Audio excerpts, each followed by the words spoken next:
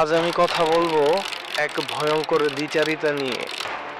একদিকে ভারতের সরকার, মিডিয়া, আরেক শ্রেণীর অজ্ঞ জনগণ বাংলাদেশের সংখ্যালঘুদের নিয়ে অতি চিন্তিত, আর অন্যদিকে নিজেদের দেশে সংখ্যালঘুদের উপর চলমান নির্যাতন, লিঞ্চিং, হত্যাকাণ্ড, সেসব নিয়ে তাদের নীরবতা। প্রশ্ন একটাই, এই চিন্তা কি সত্যিই মানবাধিকারের নাকি রাজনৈতিক ভণ্ডামি?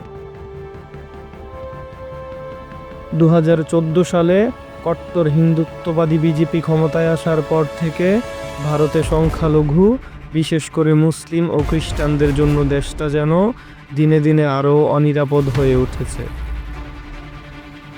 চলুন কয়েকটা ঘটনা মনে করিয়ে দেই। 2015 থেকে 2023 গরু রক্ষার নামে একের পর এক লিঞ্চিং, মানুষকে রাস্তায় পিটিয়ে মারা হয়েছে, ভিডিও করা হয়েছে, দোষীরা বুক ফুলিয়ে হেঁটেছে। 2020 দিল্লি দাঙ্গা, শতাধিক মানুষ নিহত, যাদের বড় অংশই ছিল মুসলিম।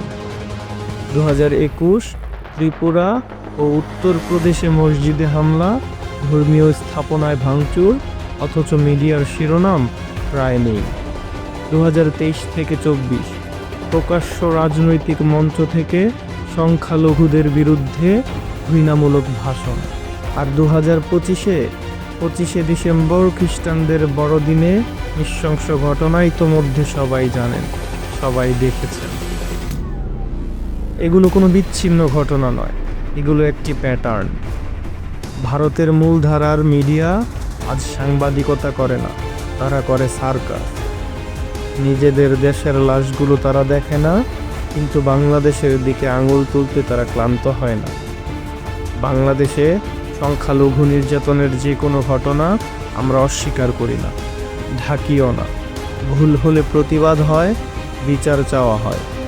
কিন্তু ভারত কি সেটা করে? নাকি রাষ্ট্র নিজেই সেখানে নির্যাতনের পৃষ্ঠপোষক?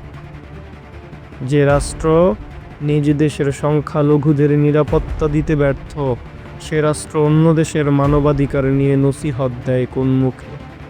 এটা কি মানবতা নাকি ভূরাজনৈতিক সুবিধার নাটক? আমরা কোনো দেশের বিরুদ্ধে ঘৃণা ছড়াতে চাই না, আমরা চাই সত্য।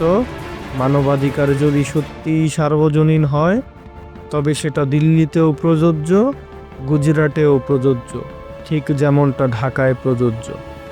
ভণ্ডামি নয়, ন্যায় বিচার চাই। চুপ নয়, প্রতিবাদ চাই। সকল প্রকার ভারতীয় আগ্রাসনের মুক্তি চাই।